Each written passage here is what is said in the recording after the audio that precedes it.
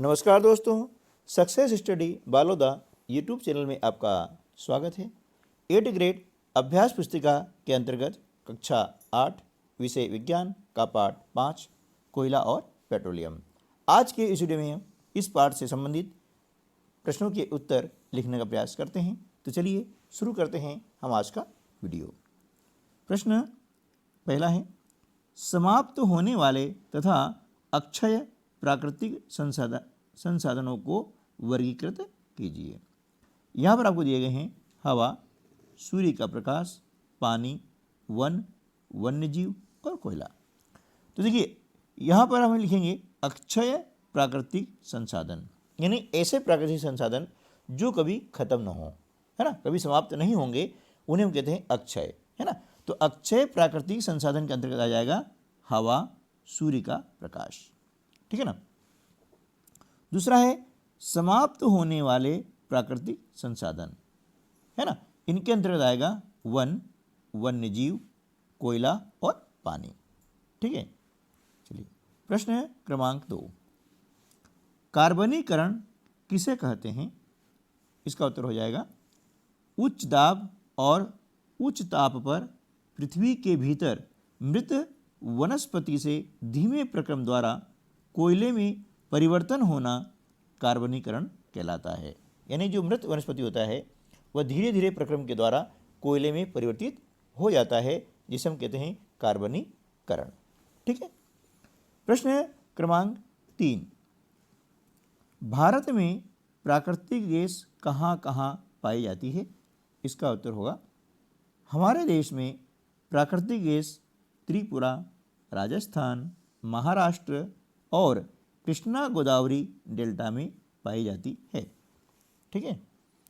चलिए प्रश्न क्रमांक 4, मॉथ यानी कपड़ों को खराब करने वाला कीड़ा और अन्य कीटों को भगाने हेतु प्रयोग में आने वाली नेप्थलीन की गोलियां कोयले के किस उत्पाद से प्राप्त की जाती है? इस उत्पाद के 2 अन्य उपयोग भी लिखिए। इसका उत्तर होगा मॉथ और अन्य कीटों को भगाने हेतु प्रयोग में लाई जाने वाली नेप्थलीन की गोलियां कोलतार से प्राप्त की जाती है। किससे प्राप्त की जाती हैं? कोलतार से। अब कोलतार का उपयोग संश्लेषित रंग, पेंट, प्लास्टिक, फोटोग्राफिक सामग्री, छत निर्माण सामग्री आदि में होता है, ठीक है। प्रश्न क्रमांक 5, हमारे दैनिक जीवन में प्राकृतिक गैस का क्या महत्व है? लिखिए। इसका उत्तर हो जाएगा प्राकृतिक गैस का हमारे दैनिक जीवन में बहुत महत्व है। इसका उपयोग परिवहन वाहनों में ईंधन के रूप में किया जा रहा है, क्योंकि यह कम प्रदूषणकारी है ना। इसके उपयोग करने से क्या होता है कि प्रदूषण बहुत ही कम होता है। प्रश्न क्रमांक 6, जीवाश्म ईंधन की उपलब्धता लंबे समय तक किस प्रकार रख सकते हैं? इसका उत्तर होगा जीवाश्म ईंधन की उपलब्धता लंबे समय तक रखने के लिए हमें इन ईंधनों का उपयोग तभी करना चाहिए जब नितांत आवश्यक हो।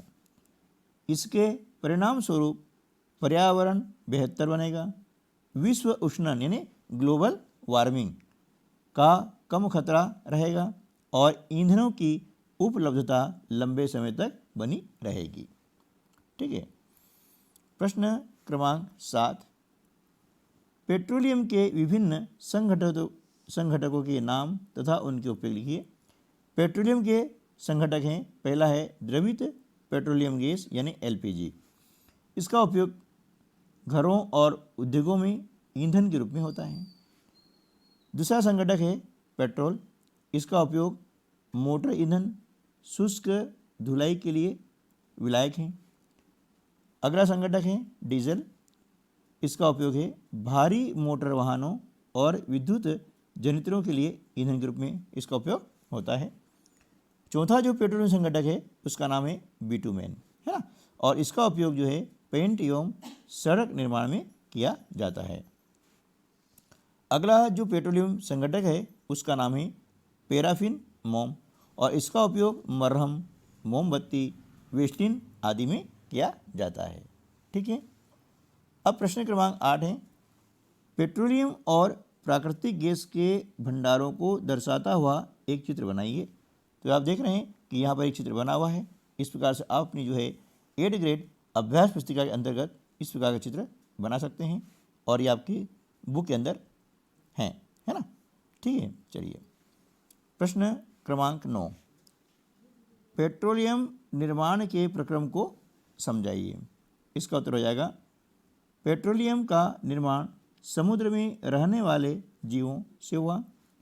जब ये जीव मृत हुए, इनके शरीर समुद्र के पेंदे में जाकर जम गए और फिर रेत तथा मिट्टी की तहों द्वारा ढक गए। लाखों वर्षों में वायु की अनुपस्थिति, उच्च ताप और दाब ने मृत जीवों को पेट्रोलियम और प्राकृतिक गैस में परिवर्तित कर दिया। ठीक है ना।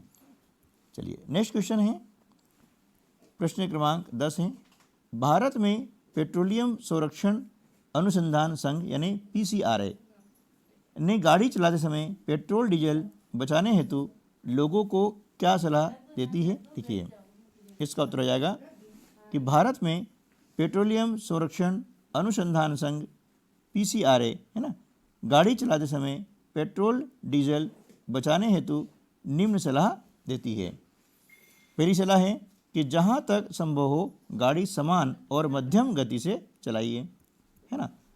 दूसरा है, यातायात लाइटों पर अथवा जहाँ आपको प्रतीक्षा करनी हो गाड़ी का इंजन बंद कर दीजिए। तीसरा है, टायरों में हवा का दाब सही रखिए। और चौथा है, गाड़ी का नियमित रखरखाव सुनिश्चित कीजिए, है ना। तो इस प्रकार से आज की वीडियो में बस इतना ही। मिलते हैं अगली वीडियो में, तब तक के लिए नमस्कार, जय हिंद।